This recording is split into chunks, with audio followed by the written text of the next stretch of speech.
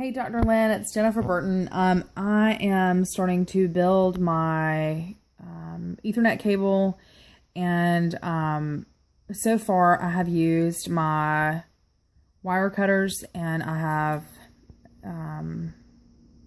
cleared the plastic casing, and then I tried to, because it clipped it when I did it. Right here, you can see that.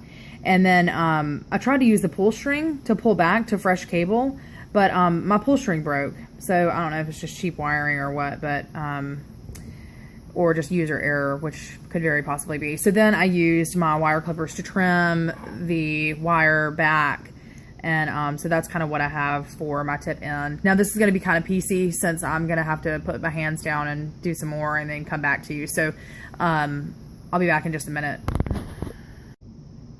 Okay, second part, I went through and I separated all of my cables, and now I've tried to get them as straight as I could so that I can get them into the RJ45 module as straight as possible. I'm gonna clip these right here to make sure they're completely even and not too long, so that they'll fit into my module.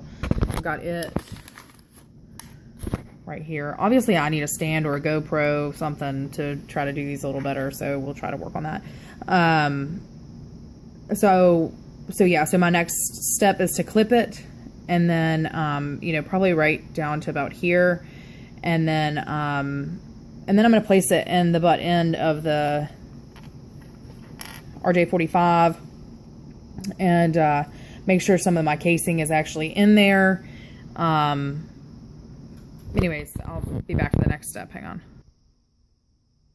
Okay, so we're back. It's kind of blurry. Oh, gosh.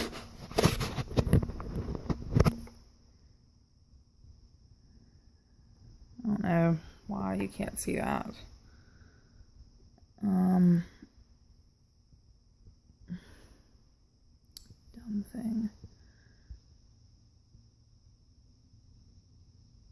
Okay, so anyways, I've stuck it in the end of the RJ45. I had trimmed my wires, and they seem to be seated really nicely in there. I'm really hopeful that this is going to work. So now I'm going to be crimping it in just a second. I have now successfully clamped the wiring.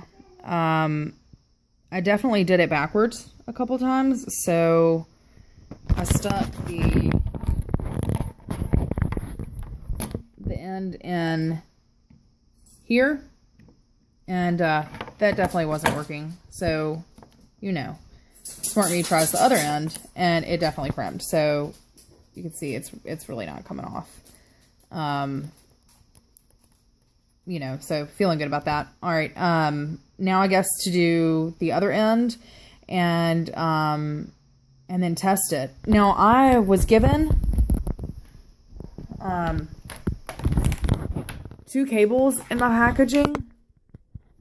As you can see, one is not 30 foot though. And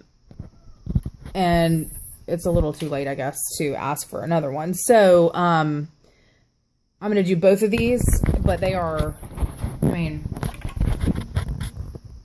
I know you wanted a 5 foot, and I think these are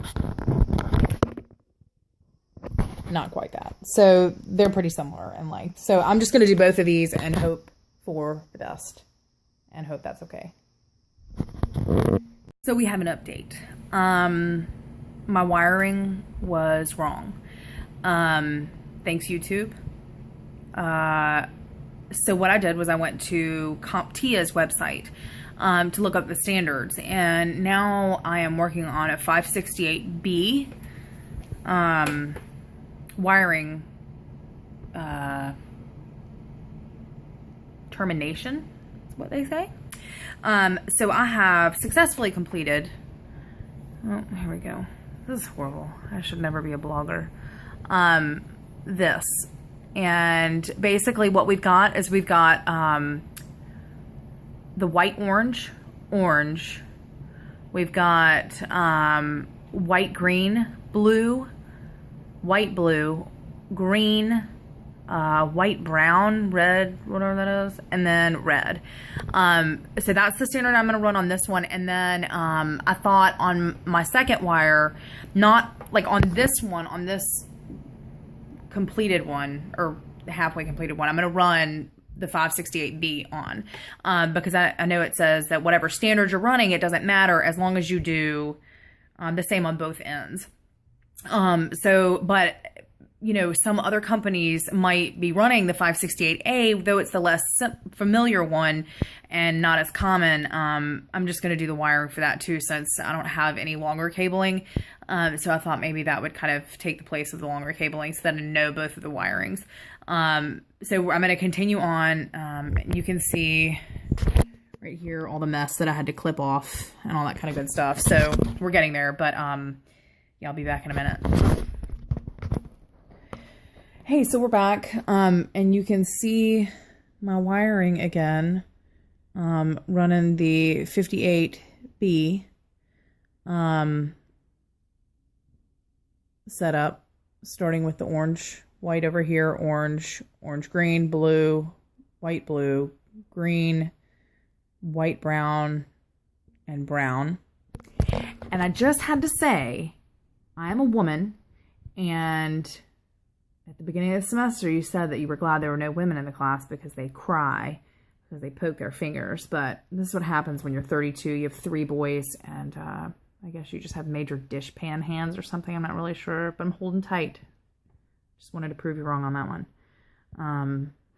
I know you're kidding. I'm really not upset about it, but I just had to bring that up. Prove my point. There's no blood and no tears here.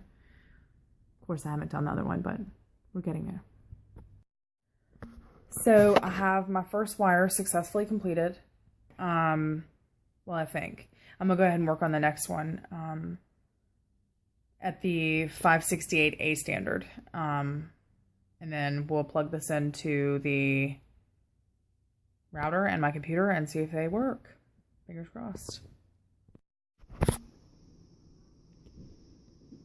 So I'm back and have successfully set up the wiring for the 368A after doing the B, and I've already got one side done, and this is my second side, and yeah, so I'm pretty much, I've got it straight. It's kind of hard to see, but I've got it straight. Gonna take my modular on and clamp it, and you can see I got a big pile of stuff over here. This has been kind of fun though, I gotta say. Best thing about the class so far, just FYI. So yeah, I'm gonna get that done, and then we're gonna hook it up and test it. Thanks. All right, as you can see, we finally got our cord done, and oh, there's a little person eating half the cord. Say hi. But we have a successful test anyway, so now we're gonna test it on the Ethernet. Hey, so I'm back at it. I have tested my cord, built the cord, tested it, and now I've plugged it into the back of my router / modem and into my computer, and I have a successful Ethernet connection, as you can see. The only thing I've noticed with these plugs is I don't feel the click when I push it in to my machine. I can't feel that top piece pop up and give it a good click, like get it really in there. I didn't feel it in the back of the modem or in my Mac. So I'm not really sure what's going on with that, and I'd love feedback on that. But other than that, I mean, everything seems to be working, so I'm really excited.